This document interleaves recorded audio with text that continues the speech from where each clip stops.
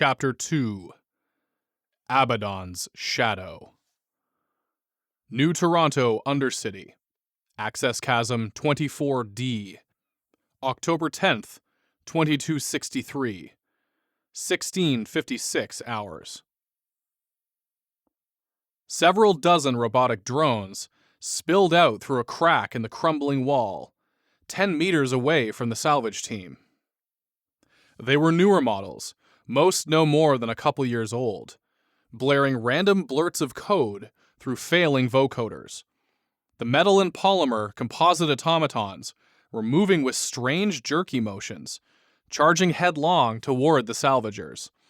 The horde came in all shapes and sizes, from humanoid to spidery chassis designs, plus one with treads and flailing arms, tipped with vicious-looking engineering appendages. Some had extra rad shielding to survive maintenance work in the deepest ruins below the habitat arcology, but that hadn't saved them from their techno-affliction. Ah, shit, these are advanced models. Don't let them get close. Waste them, David barked, whirling his junkyard pistol up to shoulder height, firing powerful incendiary rounds at the rabid, charging robots. Jason extended his crackling stun rod, bracing for impact as the crazed group closed the distance, but Sam charged ahead, whirling her crackling blade on its cable like a bullwhip. Despite the horde's size and sudden appearance, the melee was short-lived. Mayweather, Santiago, and Soo-hyun only managed to fire their rifle a handful of times before Sam, Jason, and David had blasted, beaten, and sliced the shuddering robots into an early grave. That was easier than expected, David said, narrowing his eyes at the smoldering robotic bodies before firing a few extra shots into the ones that were still twitching. Sam completed a final whirling dervish-like spin, snapping her spinning blade back into her hand with precision as the final robot fell in two smoking halves in front of her. Jason turned to Soo-hyun. See? This gig can be fun. Sometimes. Right. Fun, Soo-hyun replied. The other militia shifted uncomfortably, still training their weapons on the dead pile of hostiles. Don't get overconfident, Jason, Sam said, crouching over the belly of a dead repair bot. These poor guys haven't been looked after in months, so they're all starting to develop the phage. Nice job leaving their batteries intact, though. If only this one was clean. She held up a pink glowing object in her protective glove, an energy storage cell filled with the specialized nanites that governed its operation. Nanotech was a miraculous innovation that ran nearly every piece of technology made in the last half-century. But a dark purple, pulsating tumor was cracking through the battery's casing, indicating that the nanites within were replicating excessively due to age, lack of maintenance, and replenishment, developing the nanophage, which was nearly irreversible without extremely specialized intervention and treatment. Sam beckoned to the militia, who approached the sparking wrecks. Jason hesitated, eyeing the robot bodies carefully, but Sam winked at him. They're dead, Jason, don't worry. Gather around, everyone. Jason and the militia closed in, while David, Budgie, and Talos kept watch for any stragglers. All right, this kind of stuff is what we're after, Sam said, holding out the battery for everyone to see. But if you see any of these nasty-looking growths, no touchy. You guys already know what'll happen if these little shitheads enter your bloodstream. Biological infection? Soo-hyun asked. Exactly. If any phage-infected nanogel finds even a small open wound on your body, or it gets in through some other means, like your mouth, you're done. It doesn't seem to be infectious through our pores, though, which is lucky. Doc Janice can only treat so many phage cases at once, so please don't go giving her more work, okay? Sam said, rolling the battery away from them, which fell off the cliff edge. She twisted the release cap off a clean battery before pulling it out of the broken robot's body, and began teaching Mayweather, Santiago, and Soo-hyun how to strip other usable parts from the corpses. Jason observed as well. David eyed his brother, jerking his head toward the suspended spacecraft. "You'll be okay when you're in there?" "It's cool, David. The osmium's still working fine," Jason said. David was about to reply when Talos interrupted. "I don't have all day here, flesh bags." All eyes turned to him. The robot twanged the taut cable with an impatient finger for emphasis. Sam waved him off. "It's fine. Talos can hold that thing still for weeks. He's just belly aching." "I heard that." Jason turned to the robot. "I'm guessing we can't all go inside at the same time." Talos nodded. "Indeed. Do not enter that vessel in groups larger than 3 or 4 maximum. Any more weight risks pulling the craft free. Not even my magnificent strength will prevent its fall if enough of those power cables slip free. And don't jump around in there like the filthy apes you are. This elevator only goes down." Suhyun and Santiago wrinkled their noses at Talos. "Any way to secure it more?" Jason asked, gesturing to Talos' grappling line. "No, puny human," said the robot. "That sloppy gray mass in your head needs recalibration. This ship's honeycomb structure is already under enough stress. Even if I had more anchoring cables, they would only pull the vessel apart. We'll lose the cargo, and maybe some of you organics too. As much as it pains me to watch you have all the fun, this is the safest option." "That's fair enough, I guess," Jason said. David pulled an armored laptop and a bundle of data lead connectors from his bag. "I'll show you guys how to bypass the ship's firewalls and release security on critical system components. Then, Sam will demo how to extract everything.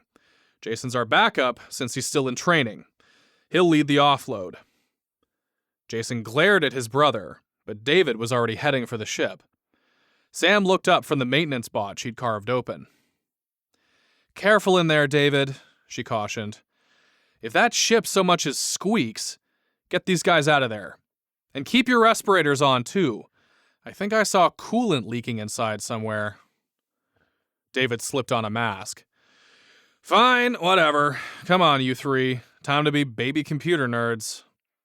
Mayweather, Santiago, and Suhyun fumbled with their protective gear, following him.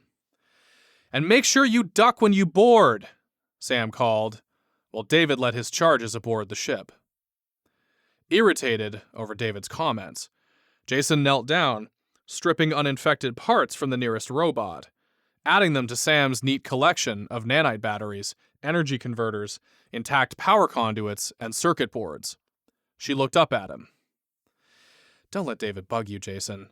Your anxiety is improving, even on a lower osmium dose.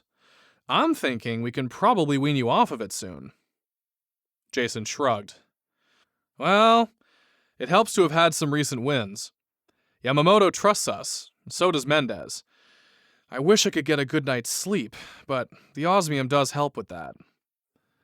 "Don't worry," Sam said, pulling off a glove to pinch his ear. "Once we figure that out, we'll wean you off the O-juice, and then I'll start training you for real. It's about time, too." After a glance to ensure their new friends were still busy inside the suspended transport ship, Sam's eyes glowed with pink inner light as she wrenched a bot's midsection open with the power of her mind. Jason studied Sam as she utilized her talents, which they had nicknamed Abhamic Powers, after the research program that Jason and David had unwillingly participated in as children. Sam was from a different research stream than Jason, and she had a calmer, more refined version of their shared mental abilities, without a need for osmium to keep her power under control. Jason had never been able to figure out why that was. The biting stench of chemicals and coolant wafted out of the sparking robot's exposed innards. As Sam focused, bolts unscrewed by themselves, sealed panels popped free, and individual nanotech parts floated out on their own. With the automaton's core exposed, Sam pulled out the bot's corrupted CPU unit in her gloved hand, holding it up. The device rippled with quivering, glowing tumors that burst through its plating. "What a waste of good memory," she said. Jason stared at it. The CPU was badly overrun with the nanophage.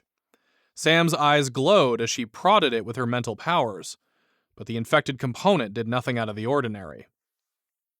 "What do you think they've been doing in those labs since we escaped? You think they're still looking for us?" Jason asked, stripping more uninfected parts out of the robot's belly. "Did that question just pop into your head? Or have you been ruminating again?" Sam replied. "Well, after hearing Abaddon in my head earlier, I'm starting to think about that place again," Jason said. "That's understandable. None of us have fond memories of the Science Institute," Sam mused as her glowing pink irises cooled down. "But that scientist who ran that place still has to be searching for us. Governments have been trying to create psychic super soldiers for centuries, for way longer than we've had nanotech. An awful lot of money must have been dumped into us before we all escaped. And even though I've said it a million times, thank you for that, Jason. You and David didn't have to take me with you, but you did." Jason nodded. "Don't mention it. And yeah, that bastard will probably never give up on finding us. We're billion-dollar babies, too much of an investment to lose." David emerged from the suspended cargo ship's hatch, shouting down at them. "Oi, get this. I cracked the computer core and downloaded the manifest. The ship was transporting stuff from one of the corporate gigafactories all the way up into orbit. From the data I found, its holds are full to bursting with brand spankin' new nanite products, and there's tons of surviving shipboard equipment too. All the good stuff." "Well, our big payday gets even bigger," Sam said. "My turn then." So this means I have to carry even more garbage home for you, weaklings?" groaned Talos from his position nearby. "Yes, Bolt Bucket, you do. That's your job," Sam said, playfully tugging the harness on Talos' shoulder as they headed toward the ship. The robot groaned theatrically.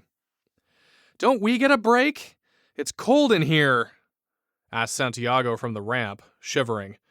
Soo-Hyun eyed Jason again, who looked away.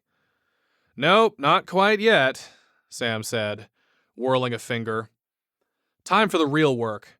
I've got lots to show you three." Half an hour passed, while Sam and their recruits worked deep inside the ship. During that time, Jason helped David load up some of Talos' burlap storage sacks with uninfected robot parts, stacking them nearby so Talos could haul everything back to the village when they were done for the day. Jason yawned constantly, rubbing his eyes. "So, you and that gal Soo-Hyun, huh?" David said, out of nowhere. "What? What are you talking about?" Jason stumbled, growing bright red as he steadied himself, stacking the last of his armful of parts into one of Talos' burlap storage bags. David lowered his brow, grinning. "You're so dense. It's obvious to everyone. And I'm glad, little brother. I'll admit, Sam's a good-looking girl. But it's about time you gave up on her and focused on someone, different. Sue's not a bad candidate, and it's not like you got a lot of choice anyway, where we're from." I don't... What's that supposed to mean anyway, brother?" "I'm just glad that you're broadening your horizons, that's all," David said, winking. "Listen, I appreciate the older brother pep talk, but my relationships are my business. Stay out of them, please," Jason said, flatly, embarrassed. David stared up at the creaking transport for a moment. Then he held up his hands. All right. Quit your whining, I'm razzing ya. Get back to work. Jason gave his brother a sideways glance, but he returned to salvaging without further comment. David sure could be awkward sometimes. Periodically, the militia briefly emerged from the ship for fresh air. Santiago grinned at Jason during his break. I thought this was going to be a lot worse. Salvaging isn't quite as bad as I imagined, said the militiaman. You see, our job is dangerous, but it's pretty interesting too, Jason replied. Definitely more interesting than wall duty, Santiago said, ducking inside the ship again. Finally, Sam and the militiaman clunked down the ramp. Sweat glistened on Sam's forehead, soaking her tight working pants and undershirt. Find us, Jason. Jason sucked in a breath as another sudden whisper from nowhere tickled his tired mind. Abaddon. How the hell was it breaking through the drug barrier? Anywhere you run, we can reach you. Anywhere you hide, we will find you. The only way out is to find us. Jason cranked up his osmium drip to maximum. The voices slowly, mercifully dissipated. He was fine. Everything was fine. Okay. These three seem to be getting the hang of things. Got a lot of important stuff disconnected in there, said Sam, drawing half-hearted cheers from the militia. She clapped Jason on the shoulder, startling him. It's your turn, big guy. David squeezed his brother's arm. Go build some muscles, skinny boy. Jason jerked away, still trying to throw off the after effects of what he had heard inside his mind. All right. So, we're offloading? Yep, we've uncoupled the easiest ship parts to move. Reactor rods, power converters, things like that, Sam said, mopping her shining face with a rag. We'll come aboard to help empty the cargo bay once the ship's light enough for all of us to be in there. And I get to be the mule. Such a burden, Talos complained. Budgie shrieked at him. Shut it, Talos. You're a robot, Sam snapped. Okay, let's get to it, Jason said, tamping down his nervousness as he walked up the ramp with his respirator on and his arms outstretched for balance, careful not to look down.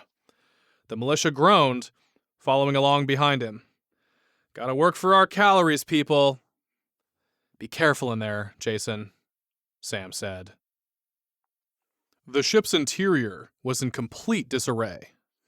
Despite the hull's thickness, Jason could see the watery depths below, right through gaps in the machinery. Random objects and live wires sparked everywhere, ripped out of their moorings by the brutal crash. The interior creaked back and forth in the breeze, but Talos kept it mostly stabilized from outside, with the broken deck plates somewhat level and walkable. There was no biological mess, so the living crew members must have evacuated before impact, likely landing somewhere topside. But their maintenance bots had been left behind, causing further damage as the ship crashed down through the Undercity. They lay everywhere, broken and silent. The hauler was too mangled to ever fly again. There was no way to tell what had caused the malfunction that had brought the heap down. But lack of maintenance was a likely culprit, as Sam always said. The ship's cargo was a minuscule loss for the powerful nanotech corporations on the surface, but it was a goldmine for a bunch of Undercity dwellers like the village. More for us, Jason thought. The city's government wouldn't care if the ship's reactor irradiated an entire sector of the habitat's sublayers, as long as it didn't become a liability for the surface level, where the vast majority of citizens resided. Okay, what should we grab first? Su-Yun asked, showing Jason a long row of the ship's components and precious nanotech devices that they'd extracted with Sam's help. Thick pallets of intact cargo were strapped down to the uneven deck plates. We'll start with the heaviest stuff, Jason replied. And the faster we lighten this heap, The sooner David and Sam can come aboard and help us empty the rest of the cargo bay. Pick a component and we'll get this stuff onto dry land. He slipped on his gloves and hauled up a huge self-contained fuel rod cylinder that Sam had extracted from the dead reactor set into the floor. A Geiger counter in Jason's pocket ticked sporadically, but the radioactive materials within the fuel rod were within tolerable levels. Sam's clandestine usage of her apamic powers must have made her look like a powerlifter to their recruits when she'd extracted the reactor components out of the deck. Mayweather, Santiago, and Soo-Hyun lifted different heavy objects. Soo-Hyun chose a delicate container of raw nanites, designed to cycle and replenish reservoirs of active nanotech devices before the phage had a chance to develop within them. These were incredibly valuable, badly needed back in the village. "Hold that like this so it doesn't break on you," Jason explained, using his own load as an example, and Soo-Hyun rotated hers. Viscous pink fluid sloshed around inside, made up of many trillions of nanites. The phage is hard to catch, but you're in for a world of pain if you do. "Gotcha," Soo-Hyun said, glancing down at the reservoir's glowing ceramic viewing window. "Let's get this stuff offloaded, come on," Jason said, heading for the ramp, and the militia followed. Out of nowhere, something shoved him in the back. Hard. "What the—" Jason stumbled forward, off balance, into a pool of lubricant leaking out of the bulkhead, which was very slippery. The militia were too far behind him to have pushed him, nor were they close enough to grab Jason before he went down. "Oh, crap!" Jason's feet skidded around on the slick deck as he used the reactor fuel rod to cushion his fall against a coolant valve ahead. The piping burst, blasting frigid gases into his face. This must have been what Sam had fixed when she had come aboard. "Oh, shit!" Mayweather and Santiago both exclaimed as Jason rolled away from the damaged conduit, bashing his osmium inhibitor implant on the ground as he went. He heard a distinct crack on impact. But what the hell had shoved him? "Are you okay?" asked Soo-Hyun. Jason steadied his breathing behind the respirator, moving back toward the coolant pipe, eyes darting around the ship's hold for an assailant. But he was alone in there with the militia, and they looked as stunned as he felt. I'm all right, don't worry. Check your masks. I'll fix this thing." Trying to calm his hammering heart, Jason yanked some tools out of his bag, bracing the fuel rod cylinder on the floor between his legs. Soo-Hyun leaned over, speaking quickly. "We can just tell Sam, Jason. It's no big deal. She'll seal that thing up again." Jason felt a shiver at her touch. "Give me a sec. I can do this." With shaking hands, he carefully vice-gripped the broken valve and applied a patching solution, which slowly began to stifle the flow of gas. "Hello? Everything all right in there?" David shouted from beyond the hull. "We're good. Minor issue, I think," Santiago called down the ramp back to him. "Come on out," Sam's voice replied, distant and echoing. "Swap me in. I'll take a look at whatever it is." "Sorry, just give me a few more seconds. I'm almost done," Jason stammered. Over the declining hiss of coolant, he heard Abaddon's soft, ethereal whispers enter his mind again. "Find us, Jason." His heart skipped a beat. Jason's body went ice cold, but it wasn't from the bitter fumes. "What? Not now," he said, reaching for his neural inhibitor. "Did you say something, Jason?" Soo-Hyun asked, concern crossing her features. Mayweather and Santiago stared at him. The voices continued. "You must return to us." Why wasn't the osmium working? Jason scrabbled at the inhibitor, trying to trigger another large dose to calm himself. He felt liquid running down the back of his neck. Was the device leaking? His fingers found the drug vial, feeling the edges of shattered glass. It was broken. The damage had been done by his fall, and Jason's mind was unprotected. Something foreign curled its bladed claws around his hammering heart, pushing against the weakening drug barrier that protected his mind, as Jason's brain burned through osmium. He began to hyperventilate as the Abaddon beacon's voice blasted through his brain, louder than ever. "Your time has come. You have been chosen for a great task, one that only you can complete. You must return to the place where you were created." The cargo hold around him disappeared as images smashed through Jason's mind. Gnashing teeth and diseased flesh riddled with mutagenic tumorous growths, a giant seat surrounded by machinery and cabling, a gleaming city square consumed by an enormous battle, an entire planet being hollowed out by a black mass of boiling biomatter, and a tall, glowing obelisk that blazed with pink fire. "We have the answers you seek about yourself, about your power, and about your place in the cosmos. All will be revealed if you only find us and fulfill your role. Find us and bring salvation to your species." Abaddon roared. The broom briefly swam back into corporeality, and Jason saw the militia looking down at him from above with worried expressions. Around him, a slow seep of ponderous inky shadows boiled up through the floor grating, which Jason's militia companions didn't seem to notice at all.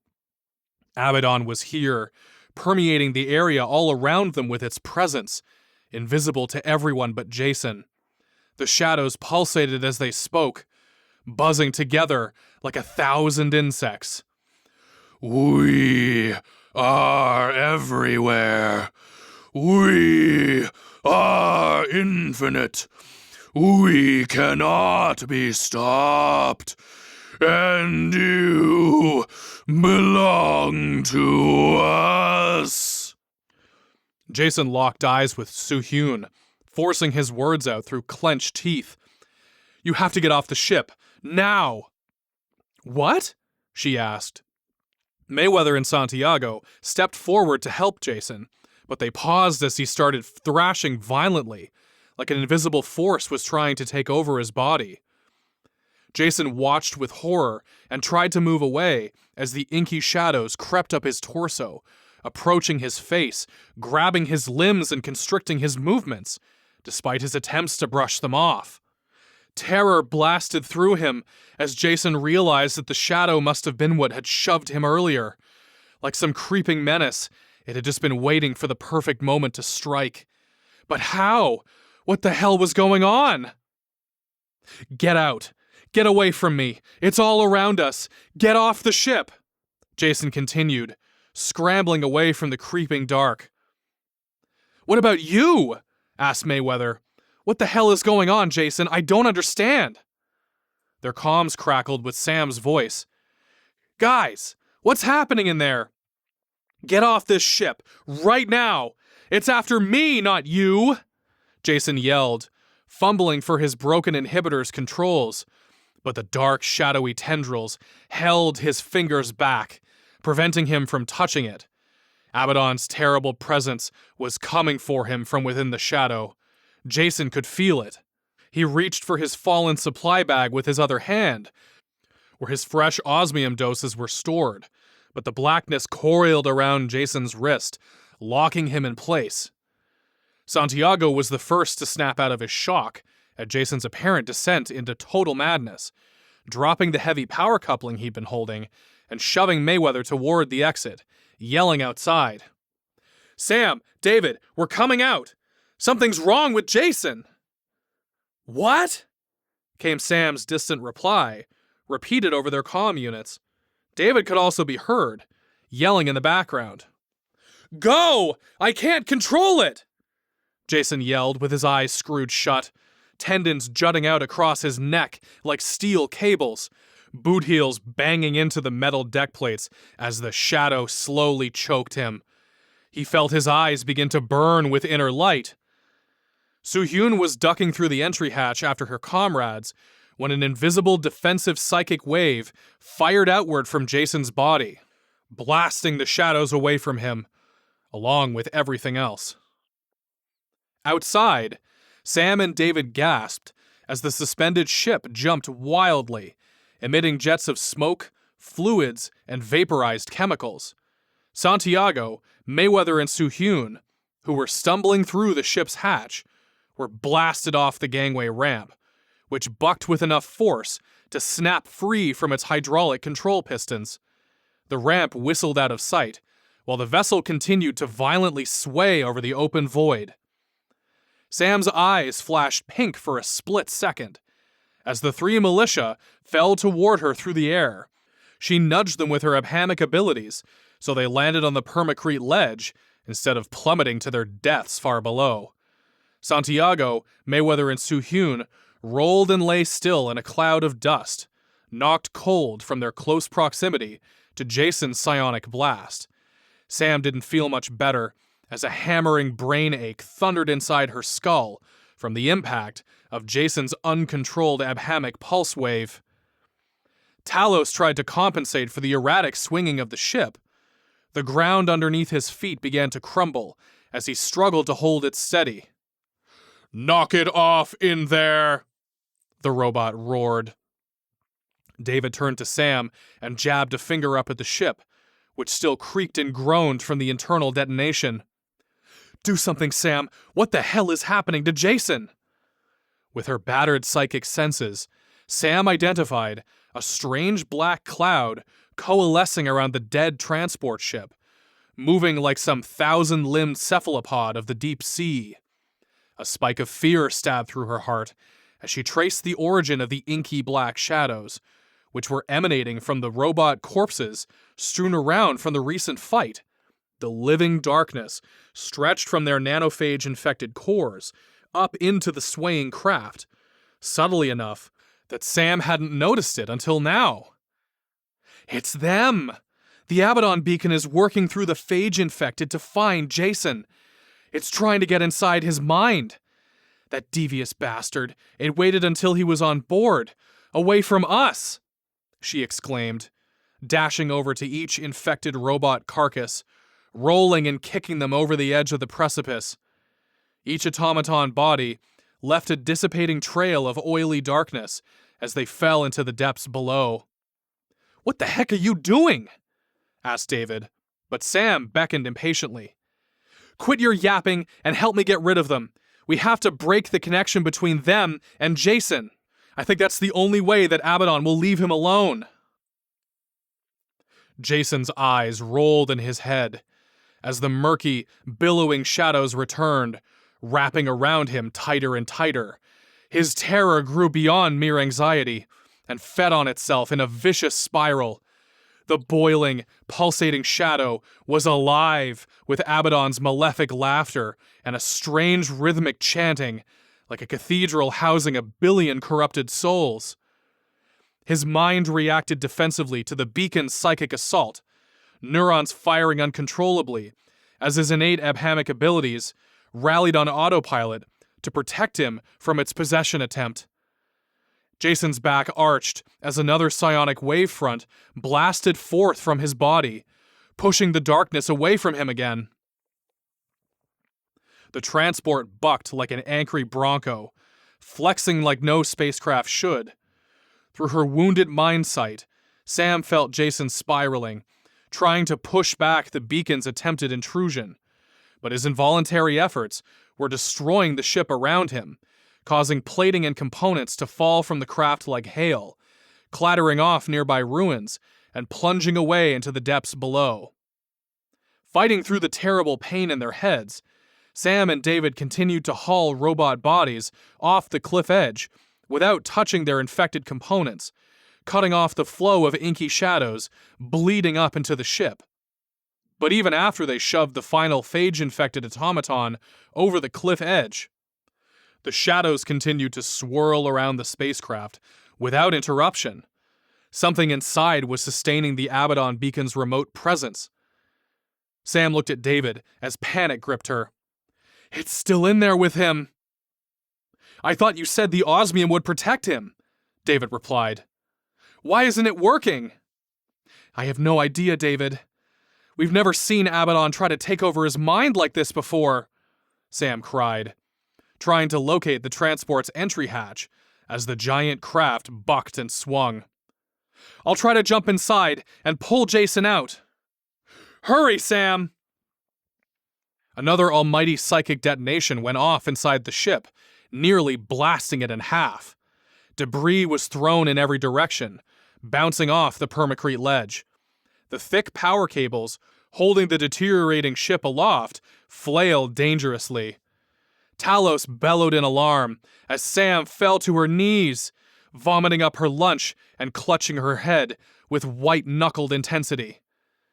David bellowed in agony behind her, falling to the dusty ground as he clawed at his scalp.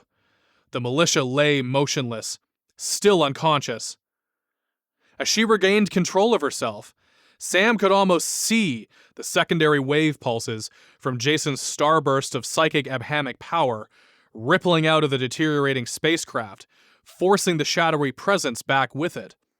Some of the living darkness dissipated into the nearby ruins, but most of the living black cloud quickly dove back inside the ship, undeterred by Jason's efforts to ward it off. "No," Sam whispered. The ship's superstructure began to fall apart, slipping loose from several power cables, lowering past the cliff's edge. The massive weight dragged Talos's feet-locking mechanisms through the cracked and crumbling ground. More cables scraped up the hull, stripping it of plating like dry skin. "Talos, stop that thing!" David roared. Budgie was going nuts in David's hands, flapping his wings and screeching. Every joint servo in Talos's rusty body groaned as he strained against the inevitable, crunching his powerful fingers deeper into the permacrete. I cannot hold it," Talos said. Sam dashed to the cliff edge, watching the cargo hauler begin to slowly roll. The entryway rotated out of sight, making it impossible for her to leap inside. She had no idea what to do. "This can't be happening!" Jason awoke on his back, blinking. He struggled onto his elbows, wiping pink nanite goo off himself. How long had he been out? Hours? Days? Or seconds? Acrid chemical smells filled his nose. The ship shrieked and moaned around him like a dying animal, but at least the horrible shadows were gone. Jason's neck and chest were wet. His whole body was soaked with something. He raised his hands, which dripped with a warm, glowing pink substance. Raw nanites splashed all over the place from the broken reservoir that Su-Yun had been carrying. Other ship components had been shattered and crushed as well, making the Geiger counter's rapid ticking blend together into a single noise. At least none of the nanites had gotten in his mouth, and fortunately it couldn't pass through his pores, but it was only a matter of time until the substance found a small cut or laceration. Jason started wiping it off in a panic. Through billowing gaseous fumes, pouring out of multiple broken conduits, Jason saw that the syrupy pink goo coated almost every nearby surface. The ship's main hold had been dented outward like a bomb had gone off inside, with him at the very center. Nearly every loose object had been crushed, including most of the ship's precious cargo. If his militia friends hadn't gotten out in time, they would have been pasted like insects. The deck rolled, bringing Jason back to his senses as loose wires and metal debris slid around, making an incredible racket. Jason heard the shadow's whispers return to his head relentlessly. "Find us, Jason. We will never stop until you do. The Abaddon beacon's presence returned, stronger than ever, spearing another blast of pain through his mind as the living blackness swirled up through the deck again. As it came, the shadow curdled the bright pink nanite solution into a dark, angry nanophage purple, spreading the infection with lightning speed through the healthy nanogel. This seemed to empower Abaddon's shadow, allowing it to manifest more strongly, advancing on Jason from every angle. In the corners of the cargo bay, the broken maintenance robots came back to life as the phage took hold of them, shuddering upward and screaming through their vocalizers, like the mouthpieces of an angry machine god. Jason panicked, crab-walking away from the sentient, spidery gloom as it snaked around his body again. His broken osmium inhibitor emitted a constant series of warning beeps. He had no idea where his bag with his spare drug vials had gone. It had probably been destroyed. Why won't you stay away from me? Jason yelled, lurching onto his side as the transport rotated, coming apart around him from the fatal damage he'd caused with his mental blasts. The shadows ignored his protestations, closing in. You, like your species, belong to us. David appeared behind Sam, grabbing her shoulder. Talos continued to buckle the pavement, roaring with effort as he tried and failed to prevent the ship from falling any further. You've got to get him out of there, Sam. Talos is losing that thing, David pleaded. Budgie was assisting their enormous robot companion by flapping around his cranium and gabbling at him.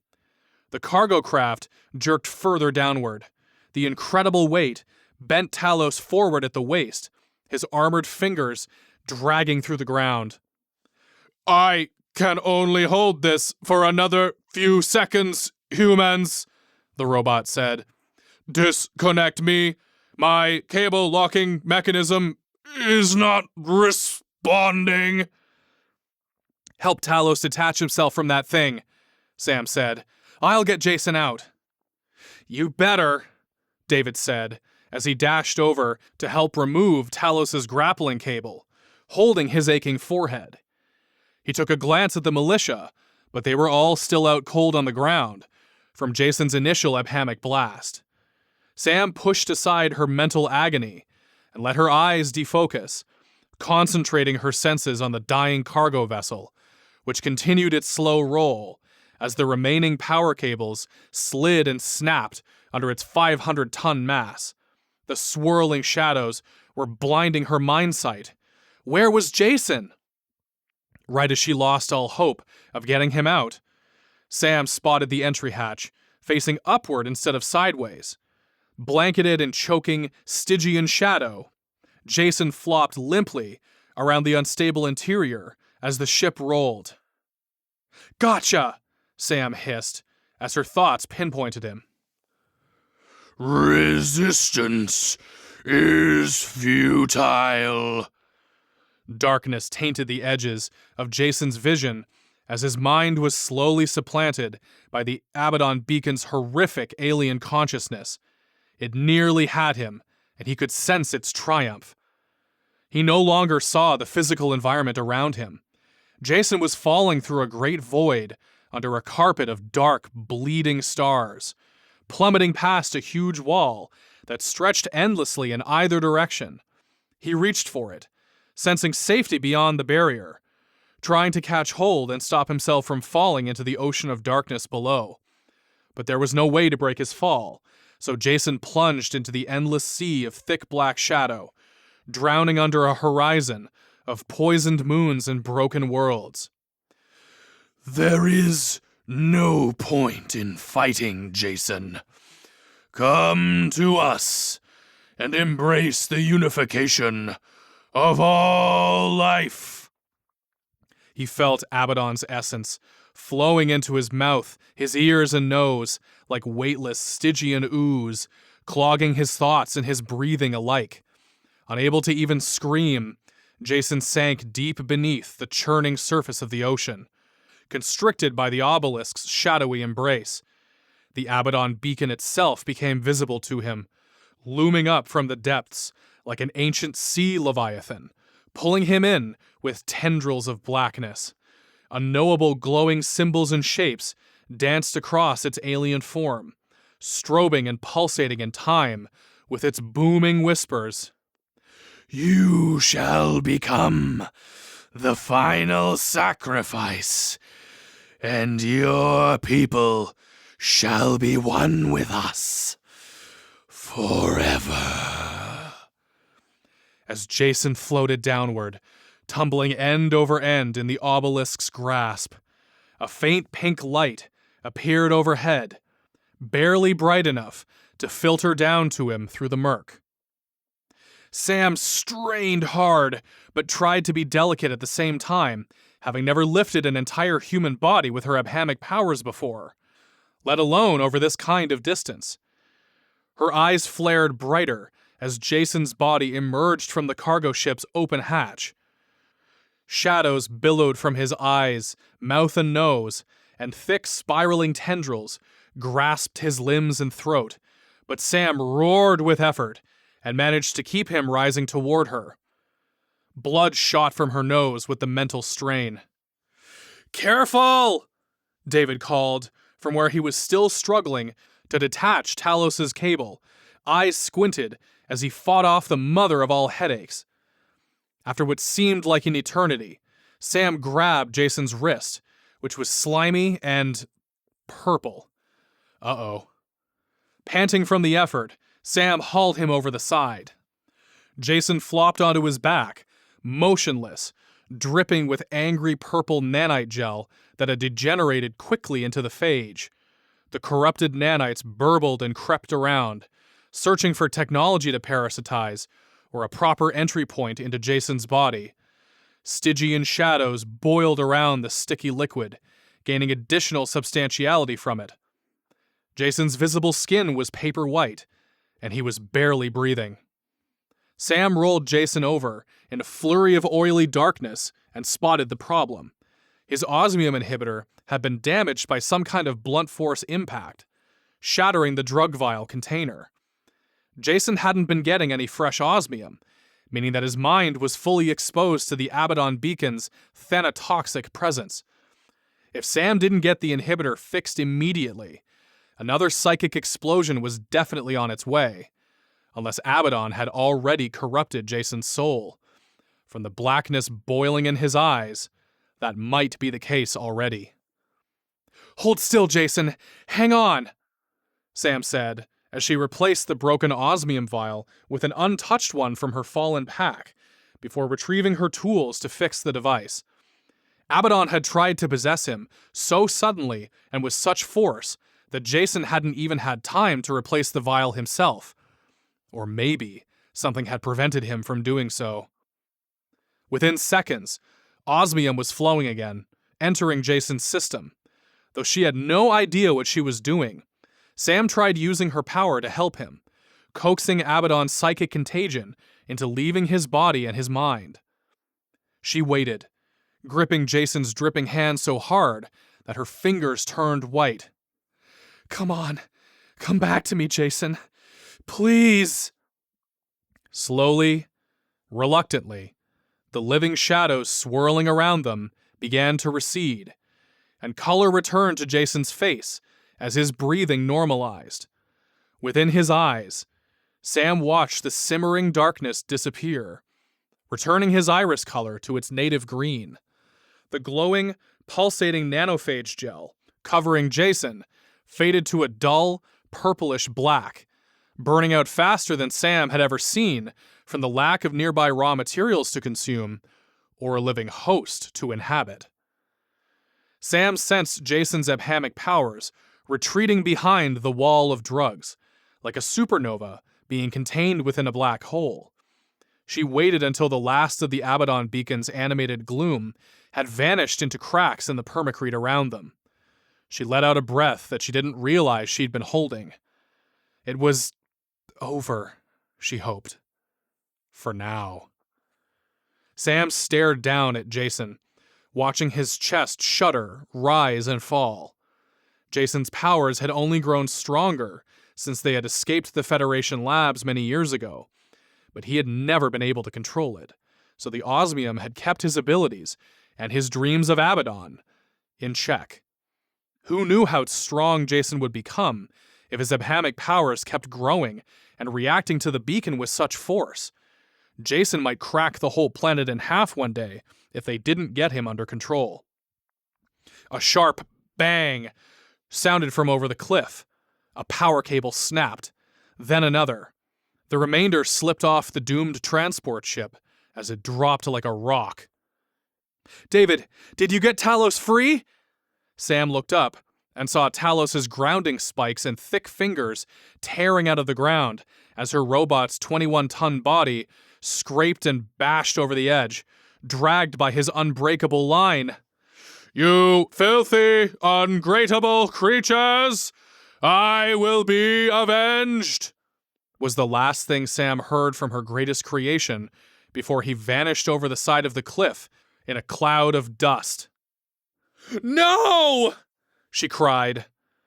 David stood beside where Talos had been just moments before, frozen in shock. A lit plasma torch crackled in David's hand as his mouth dropped open. I tried." Budgie landed on the cliff's edge, flinching at every crash and boom below, until a long silence fell. David scrambled forward, reaching the edge. Holy shit. Talos hit a dry section, a few levels down. It's not pretty. Total loss, I think. And I can't even see the ship. God damn it. Hopefully his personality processor survived, Sam muttered, taking a deep, shuddering breath, fighting back tears. Jason's eyes rolled as his brain absorbed more osmium, fighting for full wakefulness. Sam started wiping the phage ooze off of him, though the lack of a host to sustain it had burned the nanites out, which could reawaken the pathogen and possibly start an infection inside Jason's body, which would not be good. Nearby, Mayweather groaned and sat up, holding his forehead. "Oh, what the hell happened?" "That's a good question," Santiago said, rolling over and staring at Jason. "Oh, feels like I have a hangover. And what the heck is with him? Jason lost his shit inside the transport. Then, I don't know, something exploded, I think. Did you see what happened, David?" David shook his head. "We'll discuss it later." "What?" Santiago exclaimed. "You can't just leave us hanging like this. What happened?" "Just hold on, will ya?" David said, holding his forehead. Then he turned around and puked all over the ground ahead of him. "Are you all right now?" Sam muttered to Jason, using a rag from her supply bag to wipe dark purple fluids off of his skin. Jason's eyes refocused on her as he regained full consciousness. I don't know. I don't know what happened." David stumbled over, followed by the militia, who were all holding their heads in a daze. Suhyun doubled back to retch her lunch over the cliff as well. Budgie landed on his shoulder as David dropped to one knee and hugged his brother, trying to avoid the curdled nanite liquid splattering his skin and clothing. "At least you're safe. But it's all gone. The ship, Talos. How the hell do we explain this to Yamamoto and Mendez?" Sam looked into Jason's eyes, which were welling with tears. "I'm sorry," Jason muttered. I don't know what happened. Something pushed me over. And then the shadows, the beacon, it attacked so quickly. I'm sorry, Sam. I'm sorry." Sam hugged Jason too, murmuring low enough that the militia couldn't hear. "It's okay, Jason. You didn't mean it. Abaddon tried to possess you, and your mind responded. I felt it too. It's not your fault. We'll deal with this, I promise. What are you talking about, Sam? What is going on here? Santiago asked again. Sam ignored him, looking out over the water through the Undercity support pillars. Sweat dripped down her face. The lake breeze had returned, but it wasn't able to hide the stench of defeat. We lost, Sam said, looking at Jason, who grimaced and nodded, still trying to collect himself. Yeah, we did. We need to take this Abaddon problem a lot more seriously, Sam, he said. We need to find it, or this will happen again.